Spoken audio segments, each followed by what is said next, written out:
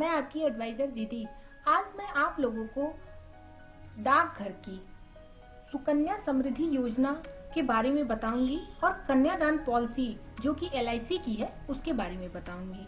बहुत से लोगों की जब बेटियां होती हैं तो वो लोग सोचते हैं कि हम अपनी बच्ची के लिए कौन सी पॉलिसी लें, सुकन्या लें या कन्यादान लें। दोनों में भी कंफ्यूज रहते हैं। तो चलिए मैं आज दोनों प्लान के बारे में आपको बताऊंगी और फिर आप डिसाइड करिएगा कि आपके लिए कौन सा प्लान सबसे बढ़िया है। सबसे पहले समझ लेते हैं सुकन्या समृद्धि योजना है क्या।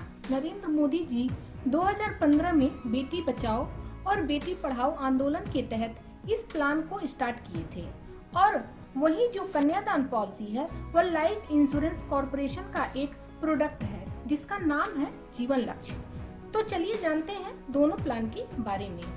सुकन्या समृद्धि योजना और कन्यादान पॉलिसी, इन दोनों के बारे में मैं आपको बताऊंगी। सुकन्या समृद्धि योजना बेटी बचाओ और बेटी पढ़ाओ आंदोलन के तहत स्टार्ट हुआ है।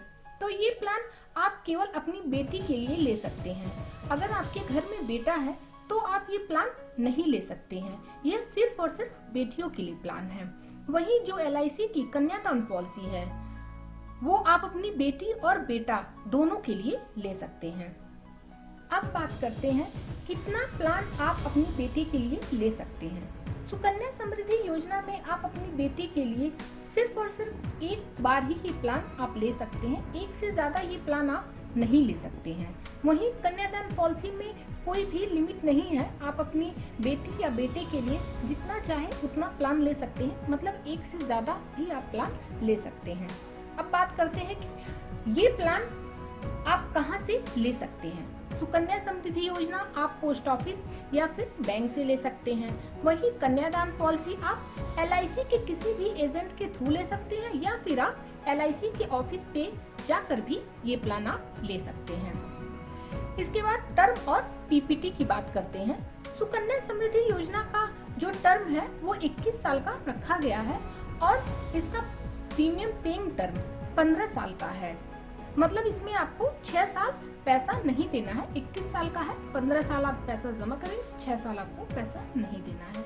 वहीं कन्यादान पॉलिसी में क्या है, इसका टर्म 13 साल से 25 साल तक का होता है। मतलब आप 13 साल का भी ले सकते हैं, 14, 15, मतलब ऐसे करके 25 साल तक का ये टर्म है। आप अपने बच्चे की एज के अनुसार टर्म का सिलेक्शन कर सकते हैं।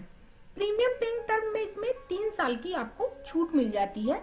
जैसे कि मान लीजिए आपने 21 साल का प्लान लिया तो आपको उसमें 3 साल छूट मिल जाएगा और सिर्फ 18 साल आपको पैसा देना होगा। प्रीमियम लिमिट की बात करें तो सुकन्या समृद्धि योजना में आप ईयरली 250 रुपए जमा कर सकते हैं। मतलब कि इसमें आप 250 रुपए महीने से भी स्टार्ट कर सकते हैं, 250 रुपए साल का भी दे सकते हैं। यहाँ से आपका स्टार्ट होता है और इसमें अधिकतम आप 1.5 लाख रुपए तक जमा कर सकते हैं। इससे ज्यादा आप इसमें पैसा नहीं जमा कर सकते हैं। वहीं कन्यादान पॉलिसी के अंतर्गत कोई भी लिमिट नहीं है, बल्कि इसके अंदर समेसोड डिसाइड किया गया है। इसका मिनिमम समेसोड 1 लाख रुपए का है और मैक्सिमम की कोई लिमिट नहीं है। आप अपने बजट के अनुसार मंथली या फिर ईयरली 10 लाख रुपए या फिर 10 लाख से ज्यादा जितना भी चाहे आप इसमें जमा कर सकते हैं। अब आइए लोन और सरेंडर के बारे में जानते हैं। तो सुकन्या समृद्धि योजना में न तो आप लोन ले सकते हैं और न ही आप ये पॉलिसी सरेंडर कर सकते हैं। इसकी इसमें कोई भी सुविधा उपलब्ध नहीं है। लेकिन कन्यादान पॉलिसी में क्या है, 2 साल के बाद आप इस पॉलिसी पे लोन भी ले सकते हैं और 2 साल बाद आप इस पॉलिसी को सरेंडर भी कर सकते हैं। अब इसकी सबसे मेन पॉइंट होता है लिक्विडिटी की।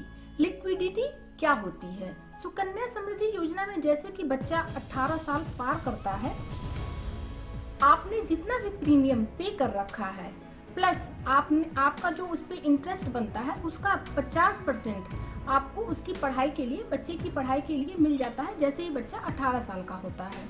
वहीं बात करते हैं कन्यादान पॉलिसी का, तो आप इस पॉलिसी में क्या होता है कि आप इस पॉलिसी में आपने जितना भी प्रीमियम जमा किया है उस प्रीमियम का 80% आप लोन के रूप में ले सकते हैं, वो भी 2 साल के बाद। टैक्स बेनिफिट की बात करें तो अगर आप टैक्स पे करते हैं तो आपको सुकन्या समृद्धि योजना हो या फिर कन्यादान पॉलिसी, इसके अंतर्गत आपको 80C के तहत रिबेट मिल जाता है अप टू 1.5 लाख रुपए तक का। वहीं मेच्योरिटी में जो भी आपको पैसा मिलता है वह अंडर सेक्शन 10 और 10D के तहत टैक्स फ्री रहता है। रिस्क कवर की बात करें तो सुकन्या समृद्धि योजना के तहत आपको कोई भी रिस्क कवर नहीं मिलता है, जबकि कन्यादान पॉलिसी में आपको रिस्क कवर मिलता है। आप इस पॉलिसी में राइडर भी ऐड करा सकते हैं। इसमें टर्म राइडर आता है, उसको आप ऐड करा सकते हैं। कुछ एक्स्ट्रा अमाउंट देके आप इस टर्म राइडर को ले सकते हैं।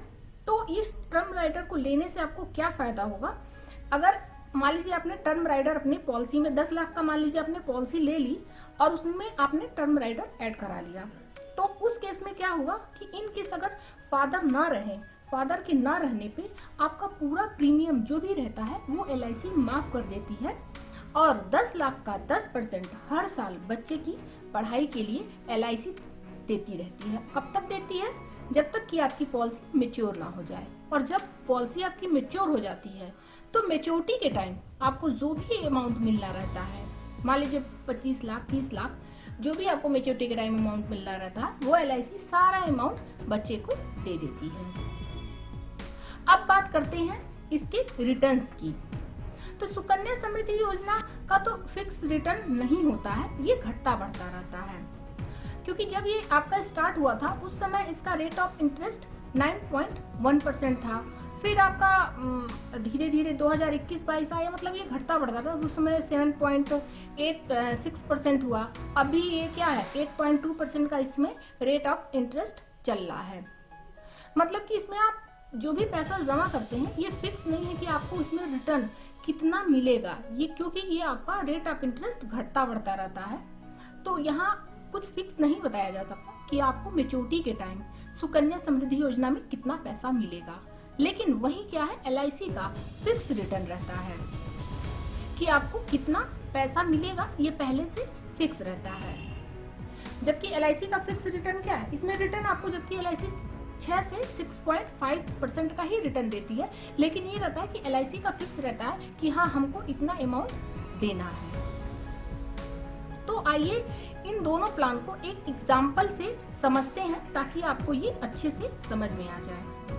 मान लीजिए कि अब कोई भी प्लान लिया जाता है तो होता क्या है कि उसमें पेकर के ही हिसाब से प्लान लिया जाता है। बाकी तो बच्चे जो रहते हैं उनको तो नॉमिनी में डाल दिया जाता है। तो मान लीजिए किसी की उम्र 30 साल है, मैं दोनों का आपको बता देती हूँ, सुकन्या और कन्यादान दोनों में मैंने 30 साल एज ले रखा है।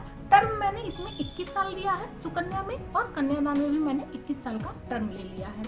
PPT यानी कि प्रीमियम पेइंग टर्म सुकन्या में 15 साल है और कन्यादान पॉलिसी में आपका 18 साल है, क्योंकि इसमें 6 साल आपको नहीं देना रहता और कन्यादान में 3 साल नहीं देना रहता है। प्रीमियम आपका क्या आएगा? मान लीजिए कि आप मंथली प्रीमियम इसमें 1000 रुपए जमा करते हैं और ईयरली आपका क्या हो जाएगा 12000 रुपए। ये सुकन्या का हो गया। कन्यादान में आपका मंथली, इसमें भी मैं दोनों में सेम लेती हूँ ताकि आपको अंदाजा लग सके। तो इसमें क्या, इसमें भी मंथली 1000 है और ईयरली आपका 12000 है। समेसोड की बात करें तो सुकन्या में कोई समेसोड नहीं होता है, तो इसमें कोई समेसोड नहीं है। और कन्यादान में इसमें मैंने 2 लाख का समेसोड ले रखा है। मैच्योरिटी के टाइम क्या होगा मैं इस समय का बता देती हूँ। मतलब मैच्योरिटी के टाइम अगर आप लेंगे तो इसमें 5,70,000 रुपए आपको मैच्योरिटी के टाइम मिलेगा, जो कि फिक्स नहीं है कि आपको मिलेगा ही मिलेगा, ये आपका घट और बढ़ सकता है।